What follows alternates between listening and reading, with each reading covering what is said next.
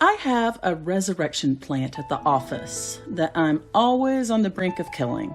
All right, so first of all, one, it's not impossible. You are looking at my second resurrection plant. And two, the irony of this is not lost on me.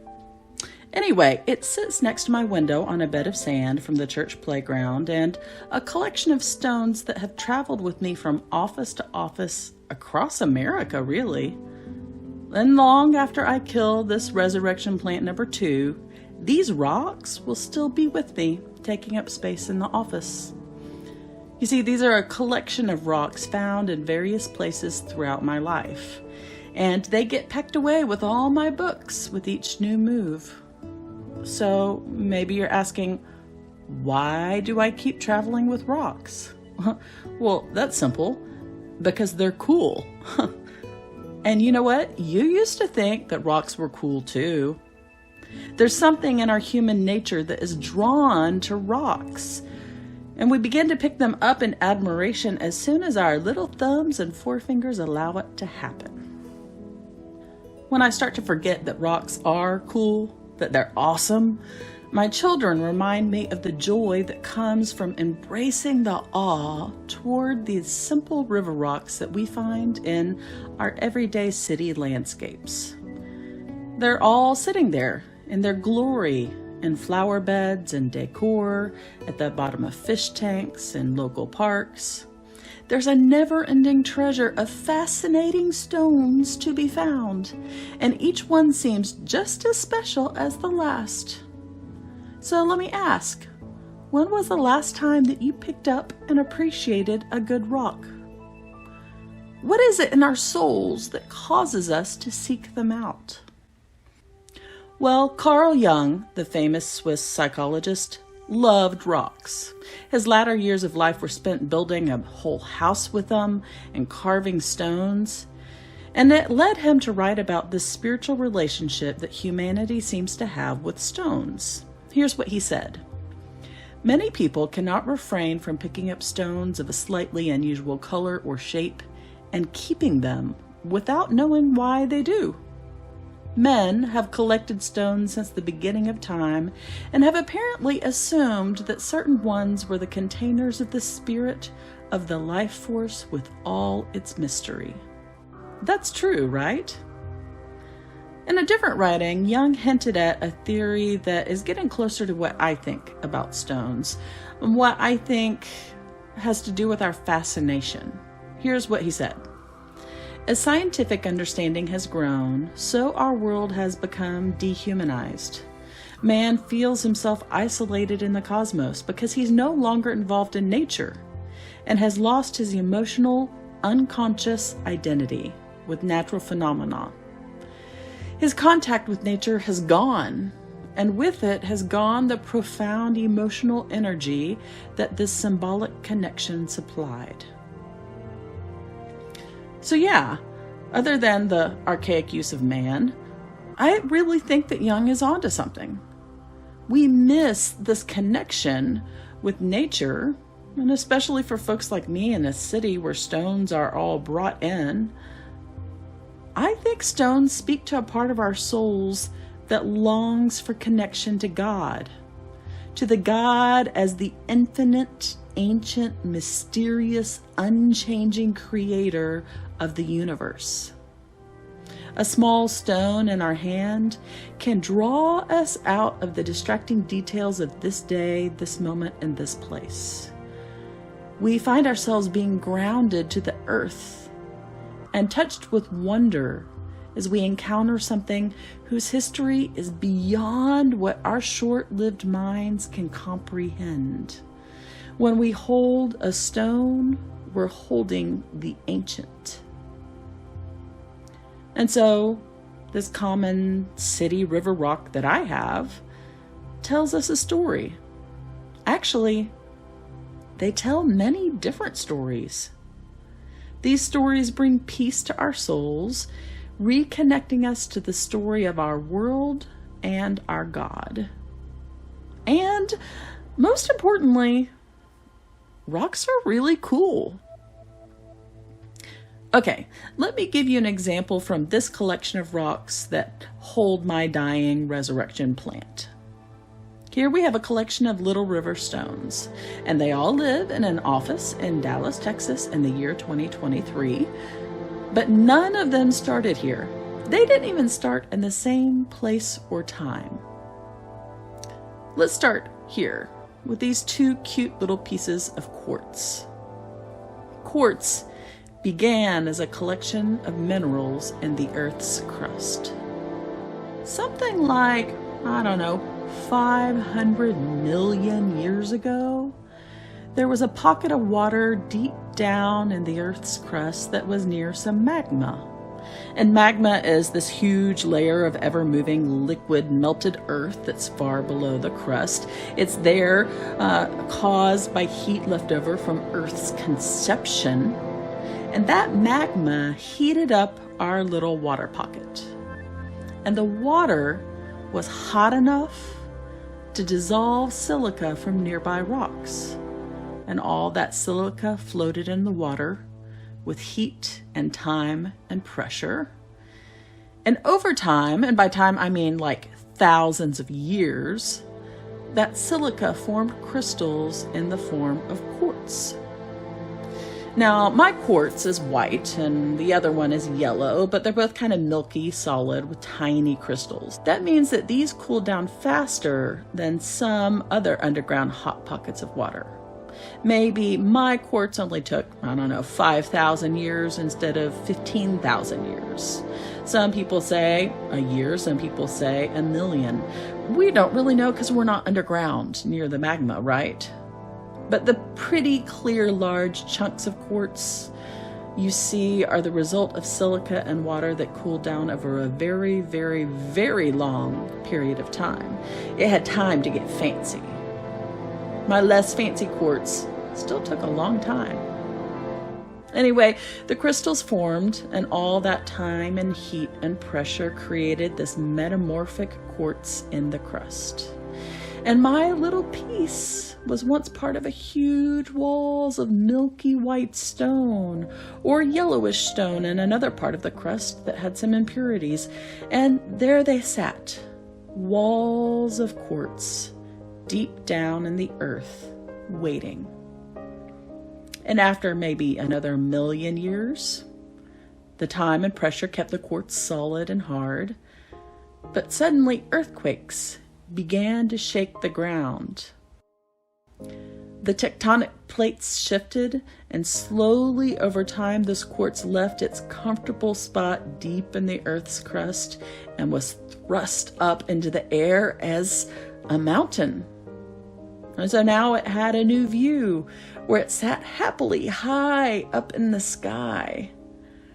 Except over time, over thousands and thousands of years, the sky opened up and rained on the quartz. That water slipped into the cracks and then froze winter after winter. And then the cracks got larger because frozen water expands until pieces broke off and fell to the ground.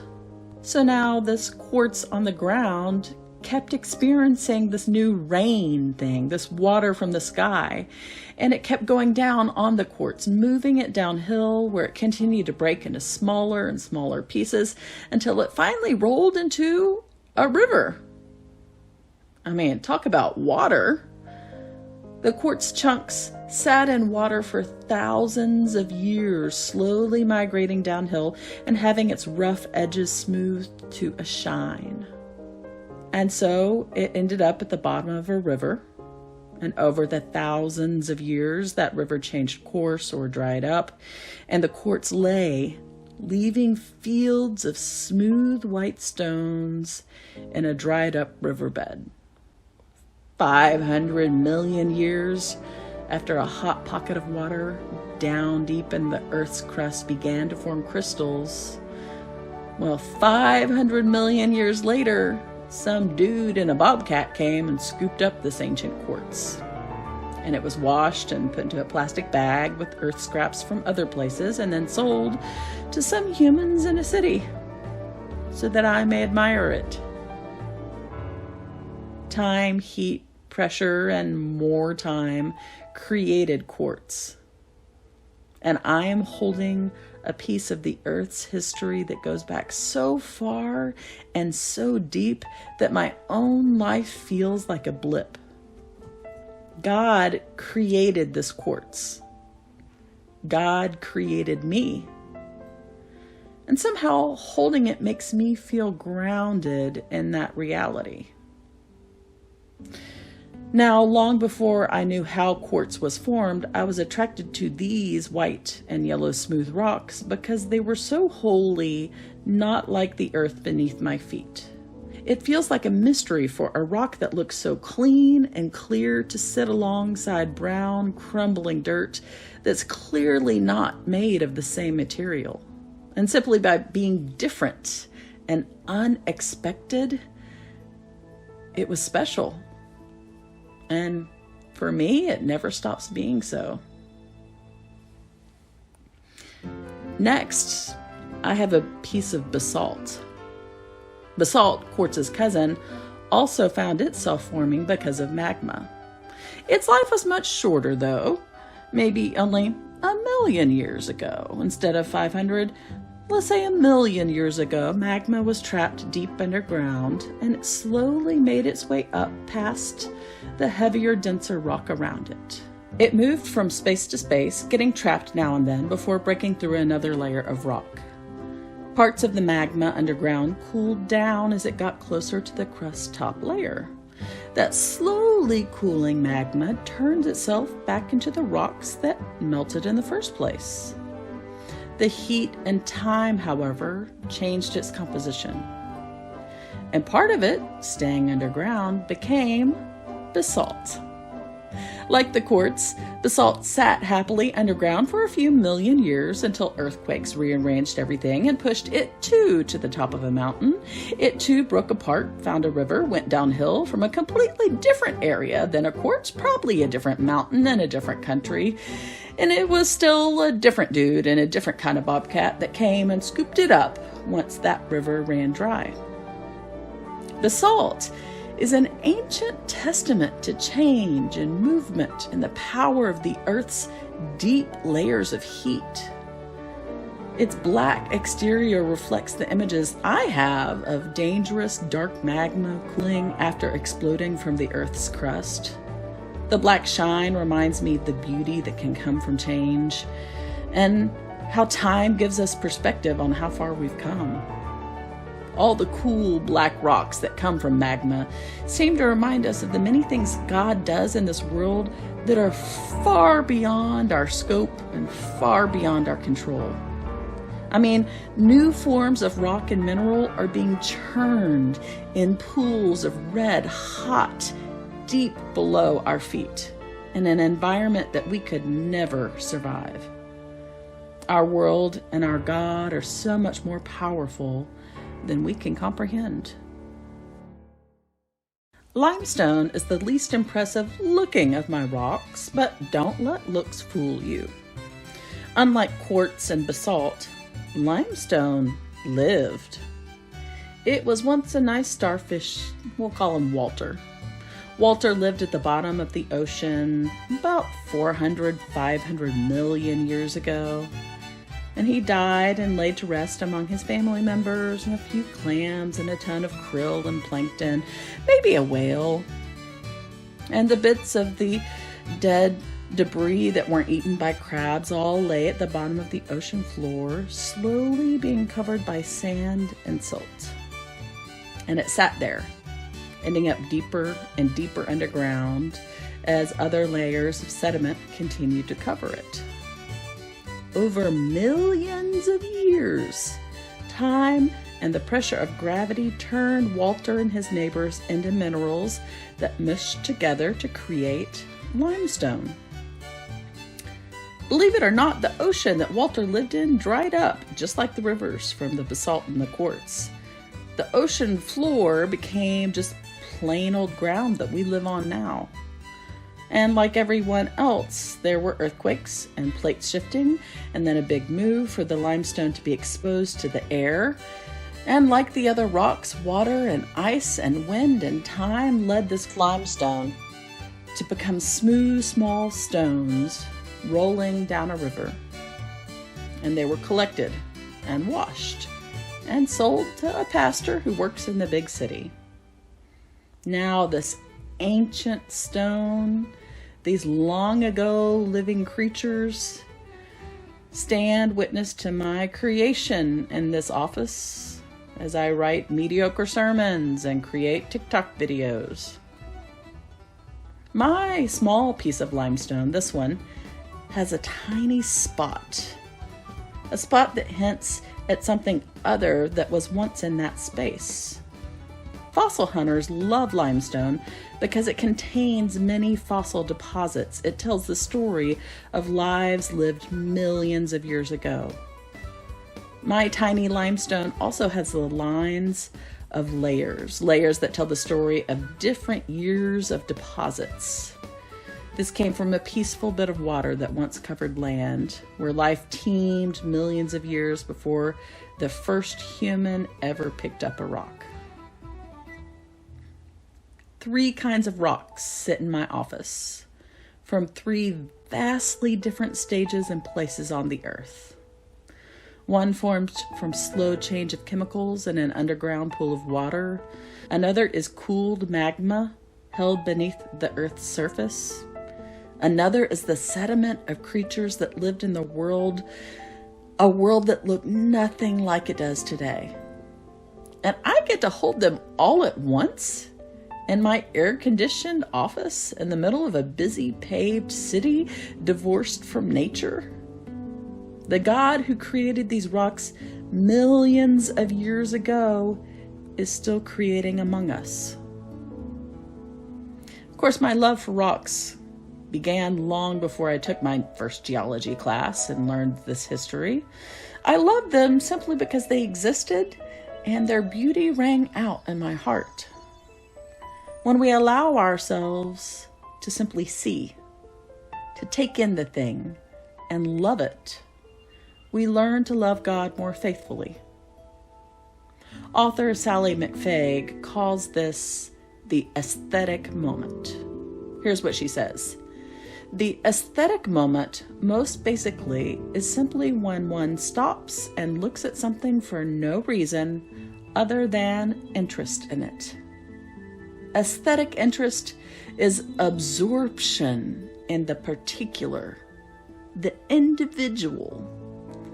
This stone with these particular markings, which feels this way in my hand right now at this moment. McFague challenges us to seek out aesthetic moments as a discipline of learning to love and observe the world. Not for what it can give us or because it's like us, but to love the world, all its individual parts and the whole, simply for being. When we learn to observe and love creatures and creation as our equals, not as consumers, we grow closer to loving God more purely. So, the next time that you walk past a bit of landscaping with river stones, allow yourself to stop and say hello. Notice how no 2 stones are alike. Realize just how far they have come. Pick one up. Feel its ancient origins. Appreciate the smooth surface created by thousands of years of water moving over and around it. And hey, nobody's watching. It's okay to fall a bit in love with that rock. The God of all creation made that rock and was forming it with love and care hundreds of millions of years before you were born. So be in awe. Allow your soul to reconnect with the Creator and creation, and maybe finally admit it. Rocks are cool.